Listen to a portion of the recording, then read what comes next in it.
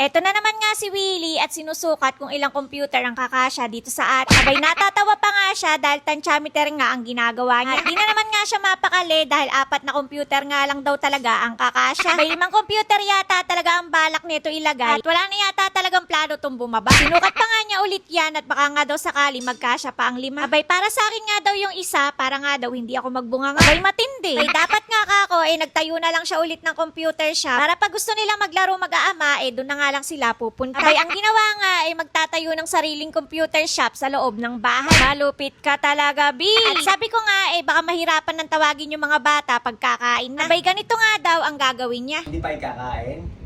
Ha?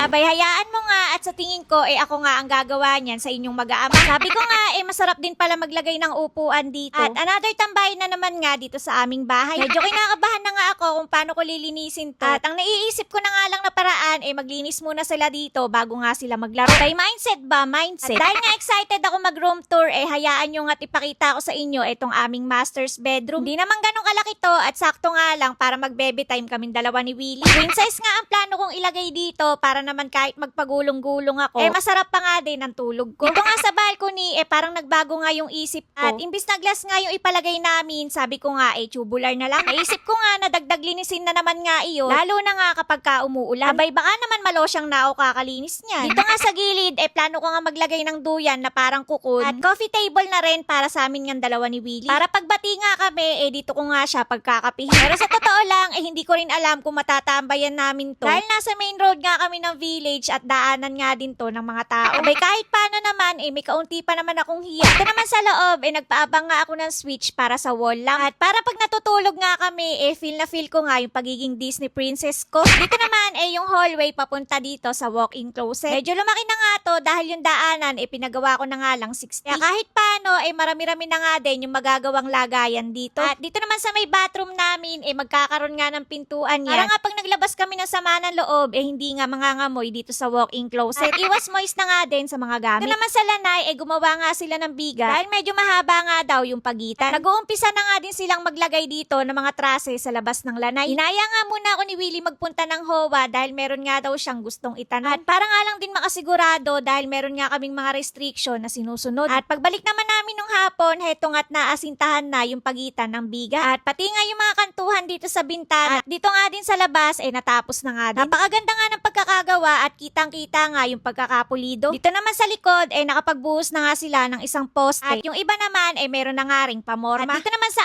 attic, tinapos ng palitadahan yung sa labas ng gilid. Kaya etong maliit, hinabol nga lang. Dito naman sa labas ng bahay, ganito na nga ang itsura. At nagtitik-tik nga sila sa bandang gilid para sa paglalagyan ng C-Parley. Sabi nga, kaya daw matagal dahil kalat-kalat daw yung aming mga workers. Dapat nga daw, pag nasa loob yung ginagawa, nasa loob din yung mga workers. Ang kaso, wala naman ng mabigat na gawa sa loob. Kaya may mga kanya-kanyang token na nga sila. At mas mainam na nga din yun para nga mas marami din silang nagagawa. 11 nga sila dyan at yung dalawa nga welder. Yung dalawa naman, yun yung tumatapos ng mga kantuhan at palitada sa loob ng bahay. At yung dalawa naman, sila naman yung gumagawa ng mga pamorma sa poste ng bakod. At si Porma naman ang nakatoka sa mga tubo. At the rest nga, helper na. Meron pa nga isa at yun nga yung gumawa dyan sa fascia board. Kaya lang, parang 2 days na yata siyang hindi pumapasok. Abay, siguro, nalipat na dun sa next project nila. Tampo yarn. Abay, napakadami ko nang naikwento sa inyo. At hanggang dito nga muna ulit yung update ko sa inyo ngayong araw. Kaya naman, huwag mong kakalimutang i-follow. Bukas na lang ulit.